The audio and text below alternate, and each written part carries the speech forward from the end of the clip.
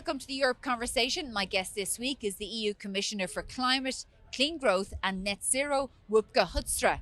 He says that while global warming is a man-made problem, the response has to be balanced with the interests of industry. Well, Wopke Hoodstra, EU Commissioner for Climate and Clean Growth, thank you very much for joining us on the Europe Conversation. Thank you for having me. We're here because a few days ago the EU announced its targets for 2040 by cutting greenhouse emissions by 90%. Can you tell us, do you think that the EU can actually do that, given that so many member states, in particular France, are looking for flexibilities?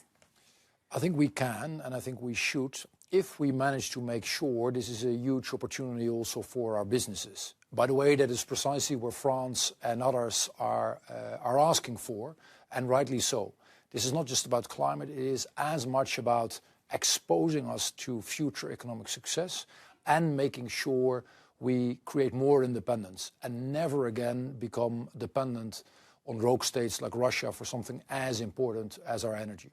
And then one of the issues, one of the flexibilities, which is sort of people are talking about the most, is this idea of a carbon credit, where other countries, the EU pays other countries to cut their carbon emissions. There are real concerns about this around accountability, whether it'll work, whether it's cost effective, whether we're not redirecting money in the EU, which could be invested in the EU's own carbon emission reduction schemes.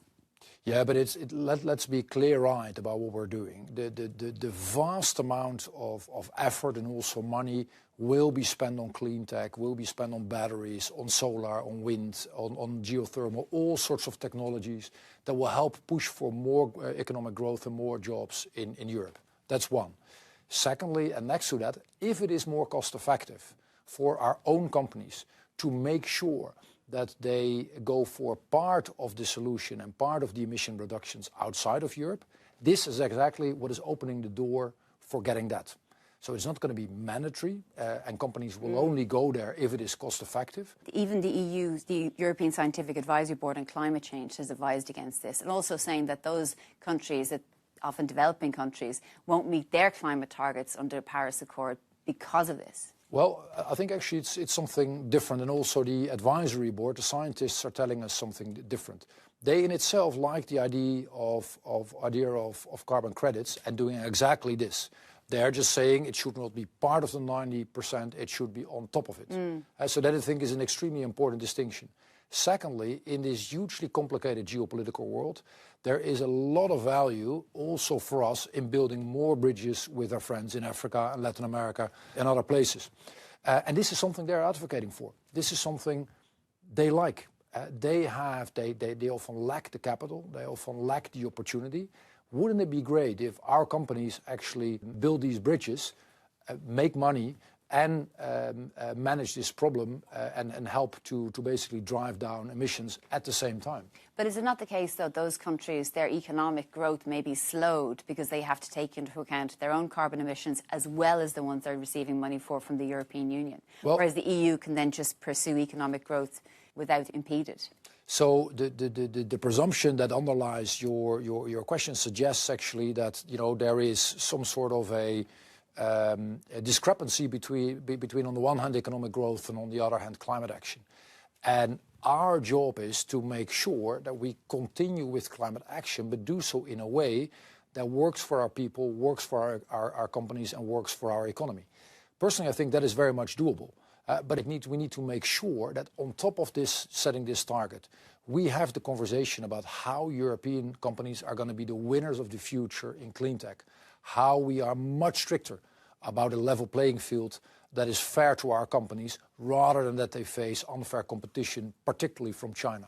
How do we make sure we make life much simpler for our businesses? Because frankly speaking, we have made it too complicated.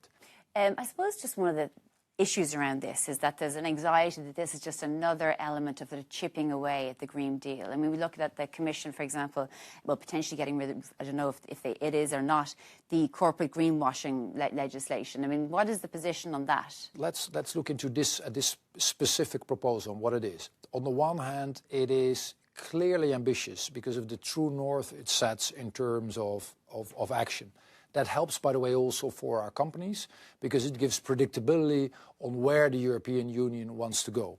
And indeed, it offers flexibility and I would say pragmatism in part of the design. Another part of it as well is the legislation around deforestation, the nature restoration law. It's something that the EPP, your own political grouping again, was heralding as one of the most important pieces of the Green Deal and then wanted to reject and end. Can you understand why people are anxious about this direction?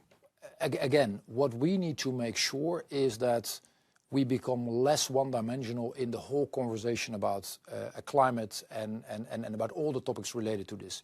We need to go all in the domain of decarbonization. And we need to do so for reasons of climate change, for reasons of industrial survival and success, and for reasons of independence. And if we are able to find that nexus of climate action, clean technology and industrial growth, I am very sure that we have a recipe that will work for everyone in the European Union. But just specifically, can you understand why people are anxious that 1 minute we have this Green Deal when we have a biodiversity collapse at the moment, and then the EPP saying, actually, let's scrap that. And then similarly with deforestation and similarly with this. Let's take stock of the fact that this is the largest transition in energy that we have seen in more than 100 years. Our true north is clear. It is absolutely clear where we want to go. It is also smart to be flexible on the how, to be pragmatic and look at what works. If it doesn't work, you would need to course correct. And I think it is much smarter. And our citizens understand to then do that than just, continue with something that apparently didn't work. So with nature restoration, what would be the alternative? Because when you're looking at literally a biodiversity collapse. What we need to build, in my view, is a system where taking care of our forests also works economically, where there is a business case also for all the foresters that are doing a great job. That has all sorts of consequences for the longevity of certain trees. That has all sorts of consequences for the biodiversity in our forests. That's not easy, certainly not with the state in which our forests are today, but I think we can do better.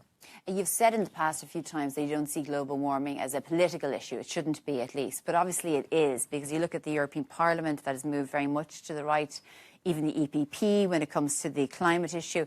Some member states, the likes of the Prime Minister of Italy, saying, it's ideological, the issue of global warming. So first, just to be crystal clear, the problem of climate change is there. It is man-made, and it will become worse before it gets better, particularly in Europe. The world is warming up roughly with 1.5 degrees by now. Europe is at twice that number. We're talking about 3 degrees. The impact on our societies, on our people, on our businesses, on our communities, in terms of floods, in terms of wildfires, is very, very significant. On top of that, the economic impact is easily between 50 and 100 billion, and that number will only go up. So there is a clear imperative, and in my view also a responsibility for politicians to make sure our people are not in harm's way and we do something about it. What about the fact that the United States is also off the pitch when it comes to the fight against global warming? One of the first things, obviously, Donald Trump did was to withdraw from the Paris Climate Accord, and we see the policies enacted. Well, that is clearly deeply unfortunate and a major blow to international efforts. Earlier on in the interview, I was saying that climate change doesn't discriminate. It doesn't matter for the heating up of the planet where CO2 is being pumped into the air. And if then the second largest emitter, the most formidable power across the globe in geopolitical terms, and the largest economy basically says, well, thanks but no thanks, we no longer play ball, that is of course something that has very significant consequences. At the same time, my read is that you will see in the US that whenever an investment in, for example, clean tech pays off, and as a side effect is also something that is good for climate, businesses are not going to stop it. Yeah, do you think that could be an upshot for the European Union? Because we saw the likes of Draghi and others have said that innovation can't thrive in the European Union, but it can do in the United States. But maybe do you think that the EU could make an effort to try to bring a lot of that back, a specific effort, not just a sort of an accidental one where they decide themselves? Our quest for innovation, our objective is much more fundamental, and we need to reshape the landscape in such a way that innovation can flourish across Europe. And that will take huge steps in terms of the capital markets union. That will take way more investments from businesses and governments alike in tech and in AI. That also will take simplification. And by the way, as I said before, making sure there is a level playing field where our companies face competition, but fair competition and not heavily state-subsidized competition from China. Is the EU about to meet that moment? I mean, look, absolutely, absolutely. But the one thing I will say is we will need considerable speed going forward, and that is exactly what this Commission seeks to deliver. And final question. The EU is obviously pursuing trade across the world outside the United States because of the ongoing trade war. But in the past, the EU has said that any new trade agreements will have to have very strong stipulations about protecting the environment and so on. Do you think that those might fall by the wayside in pursuit of trade deals to ensure that we have proper economic growth? No, I don't. And Mercosur is one of the great examples of that. That's exactly the type of deal that we seek. It opens up a huge market for our companies. By the way, it is also hugely attractive for our friends in Latin America, and it has clear prerequisites also in the domain of climate and of the environment. But the farmers who are in government in the Netherlands, who are obviously in the government has collapsed, but they're still in a government there, they are not happy with Mercosur. I have a different read, and if you would ask also the Agri Commissioner, Hansen, he will be the first to articulate to you that particularly also for our own sector, there is a huge opportunity. That on top of that, he has been, and the Commission has been taking mitigating measures to make sure it is fair for everyone. And that is also the reason why, at least in my read, this is so broadly supported across member states. Okay, Commissioner, thank you very much for joining us on your conversation. Thank you.